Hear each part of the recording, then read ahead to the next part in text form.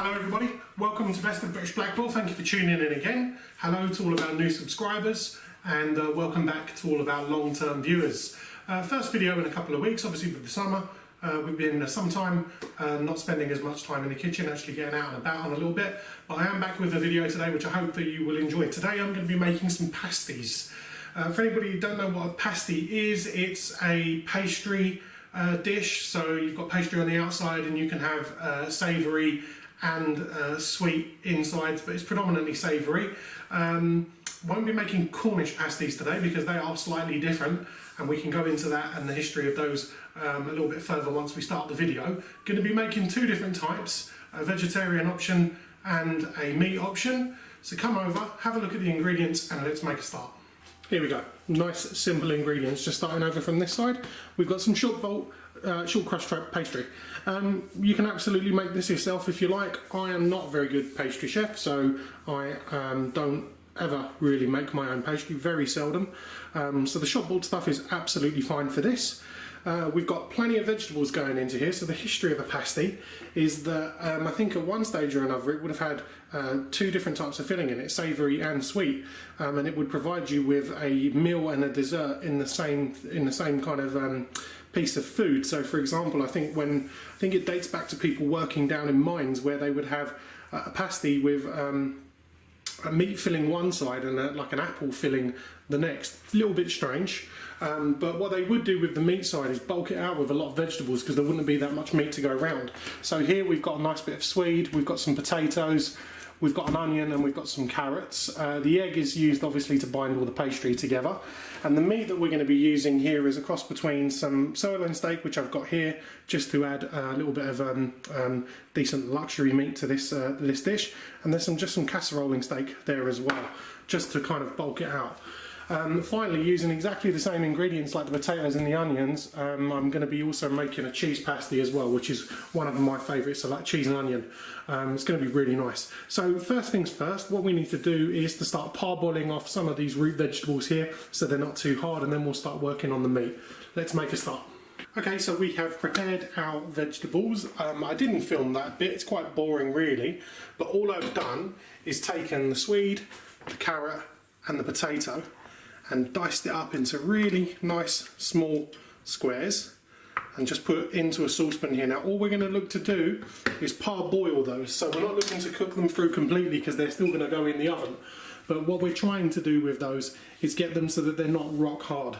So once we bring those to the boil, we'll leave them for about 3 minutes just to parboil through.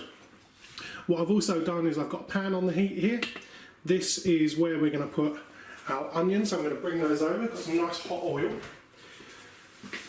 So I've got half of the onion that you saw earlier going in there. And then also here, this side, I've got a mixture of the sirloin steak, which I chopped up nice and thin, and some of the stewing steak or casserole steak. So that goes straight in, and we're just looking to brown this off. Again, not cooking it all the way through, just giving it some colour, giving it some flavour. And it's at this stage here that we're going to now add some seasoning in here. And I start off with my favourite, some lovely Worcester sauce. Then I go in with a little dash of liquid seasoning.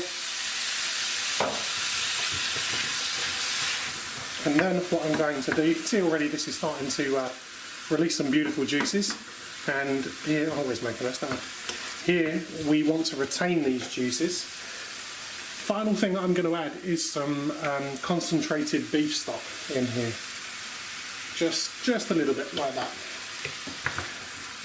And then once we've made sure that this mixture isn't going to stick to the bottom of the pan, all that we need to do is cover that over. And what I find happens there is that the meat obviously steams slightly, but it actually retains the moisture inside the pan, which is going to give us a lovely juice, because we don't want the inside of these pasties to be dry.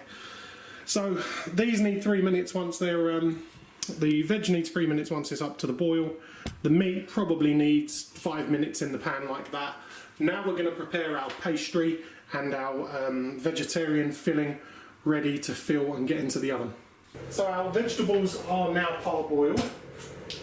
and our beef mixture there is looking absolutely beautiful. You'll see that gravy's thickened up. I thickened that up a little bit with some gravy granules actually, because you want it not to be watery, because obviously that's going to help make the pastry fall apart. Having a nice thick gravy in there is what you're looking for. Here's our vegetables. They've just come from parboiling. As you can see, they're not cooked all the way through. There's still a little bit of a give to them. What we're going to do is take half of the veg mixture, a little bit more, get that in there, give this a little bit of a stir around, and this becomes our beautiful Cornish pasty. Oh, I shouldn't say Cornish pasty actually, there's some law against that. Now the Cornish pasties have to be made in Cornwall or to a Cornish recipe. But this is our pasty mix. There we go. So we just set this to one side. So now let's prepare our pastry, get our pastry ready. This is a short crust pastry, so it's different to the puff pastry that I've used in the past. Just roll it out gently. You want to make sure that it doesn't stick to the greaseproof paper. But again, as I do with pretty much all of my recipes, I'll be using the short crust, using the pastry here to act as a bit of a greaseproof worktop so that nothing sticks. Really simple. These don't have to look too pretty. What I'm going to be doing is cutting them like this, and I'm going to be taking, actually I'm going to leave this to one side. I'll just leave this over here, just give myself a little bit of room to manoeuvre here. And then what you're supposed to do with these is make them circular, but I always really struggle with that, so I don't go for the full circle. What some people would do is get a dinner plate and cut around them into circles. I don't have a dinner plate to do that with, so I'm going to be making a rough circle here with a slightly smaller tea plate. There's going to be loads of people, up and down the country saying, what are you doing? This is the wrong way of doing this. But actually, essentially, as long as it works for you, it doesn't really matter. Now, what we do is we get a good few spoonfuls of our mixture in here. You really don't want to be stingy with these. You want these filled top to bottom, full of stuffing. Beautiful. Now, we just bring this over, tuck it all in. I've got a little rip in the pastry in the bottom there. Tuck it all in. You can fill that in with another little bit of pastry, look. No one's going to see that, no one's going to worry about that too much. And then you crimp the pastry together so that it sticks together nicely. This pastry's been out on the side in the kitchen for quite a bit, so it's going to work quite beautifully like that. And then all you do is stand them up, crimp it together, just like that. And then what we do is I get my baking sheet here, and another little tip for you is you can get this stuff called fry light. Just spray it over the top of the greaseproof paper. That just adds another level of greaseproofing on there. And you take the pasty, lift it off of the sheet, put it down on there. Continue to make these until they're all ready to go into the oven. Our pasties are all made. As you can see, again with me, not the prettiest looking thing in the world, but they're well crimped together. They're ready to go into the oven now. They don't need to be pretty, they just need to taste good. I keep telling you that. You get all these chefs that faff around making things look nice, and then in the first 5 seconds of getting it out of the oven, they're butchering it with a fork and eating it.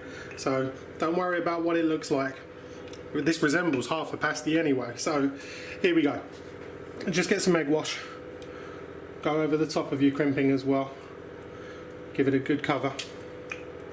This one here I made with the offcuts from the pastry, the short crust pastry that I made, and these are the meat ones, so we'll cook these separately from the vegetarian, the cheese ones.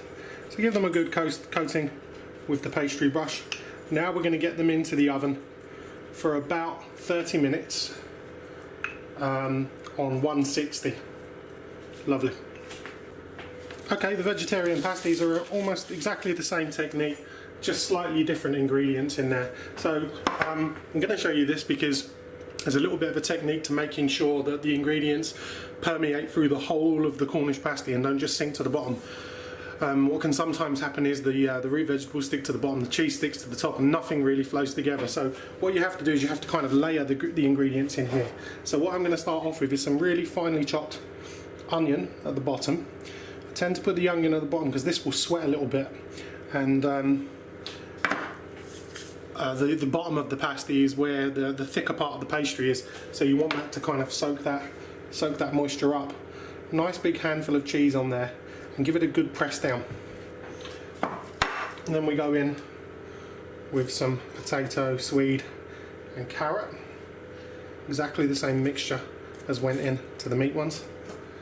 Some more onion over the top, and then we're going to finish that off with another handful of cheese like that and give it another push down. Again, roll the pastry over. Really doesn't matter how messy this gets, as long as you get pastry edges together at the top there. Give them a push. I've torn the pastry again. You've seen me do that a couple of times now. It doesn't really matter. Look, just get some of the pastry that you've got to hand on this little plate here and just create a little patch for yourself. It makes no difference whatsoever. Lift it up at the top and just crimp it together.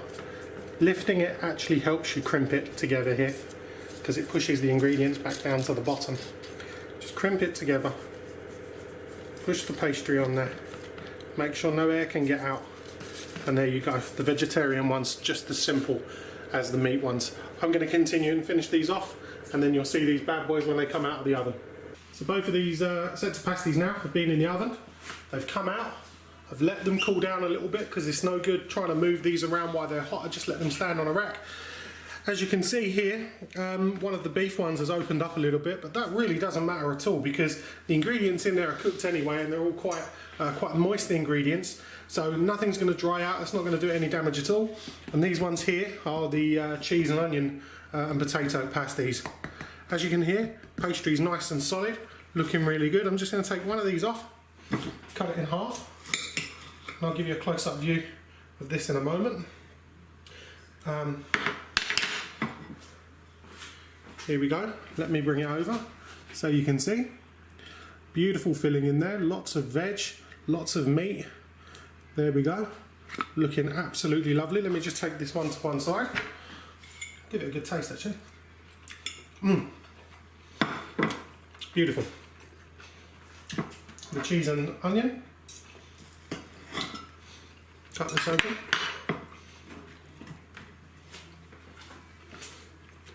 And again, in there we go. Now, obviously, look, with the cheese and onion, you're always going to get the cheese melting and a little bit of a hollow in there, and the pastry giving a little bit. But, you know, that's to be expected. These are not going to be perfect every time. As you can see, though, these are a really filling dish. They're going to be absolutely beautiful. Perfect to put in your picnic basket as well. Really doesn't take long. And if you have any of the filling ingredients left over, you can always freeze that. Whack it in the freezer, bring them out, get some more pastry, and make some more. They'll only take about 30 minutes in the oven. So there we go. Pasties for you. Not Cornish pasties, Tom's pasties. Enjoy, give them a go. Thank you for watching.